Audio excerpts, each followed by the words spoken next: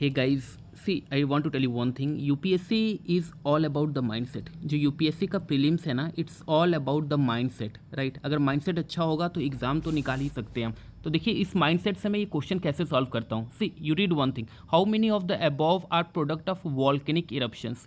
तो हर एक वर्ड को ना इतनी बारीकी से पढ़ना है कि उसका एक महत्व निकलना चाहिए। See, I am talking about the volcanic eruptions. ये जो क्वेश्चन में ना वॉल्केनिक इरप्शंस की बात कर रहा है, means ES eruptions, so it is talking about the plural. तो एक बात तो पक्की बात है कि इनमें से, इन चारों में से, राइट, एक से ज़्यादा आंसर होगा। तो ओनली वन तो हो ही नहीं सकता है, because is talking about the plural ना। प्लूरल मीन्स इधर टू और मोर देन दैट।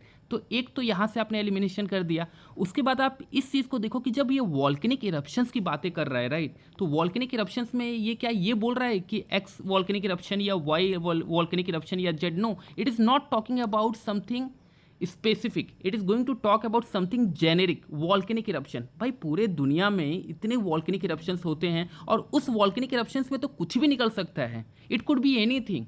तो इसमें बिना दिमाग लगाए ये चारों ही चारों सही होगा, राइट। बहुत सारे बच्चे अब इसको ढूंढना स्टार्ट कर देते हैं कि भाई क्लास्टिक हमने पहली बार देखा, इसका मतलब क्या हुआ? अरे there is no need to go for it. Again I am telling, it's all about the mindset. Question को क्रक्स को पहचानो, राइट। जब वॉल्केनिक इरप्शंस बोल रहा है, नेचुरल कैलेमिटीज़ के बारे में बात कर रहा है, natural calamities, right. Natural calamities में आज नहीं निकल रहा है, अरे कल निकल सकता है, परसों निकल सकता है। तो there is a probability, it could be anything. तो कोई भी क्वेश्चन जो नेचर से रिलेटेड आए ना, कि एक जगह पे ये हो गया या नेचुरल से रिलेटेड ये कोई चीज़ हो गया, तो उसमें क्या क्या निकल सकता है, राइट। कल के दिन मान लो कि फॉर एग्जांपल कि कोई समुद्र है, समुद्र में क्या क्या हो सकता है, ये it could be anything. We can not differentiate कि ये नहीं होगा, वो नहीं होगा, वो नहीं हो सकता है, because it is talking about generic.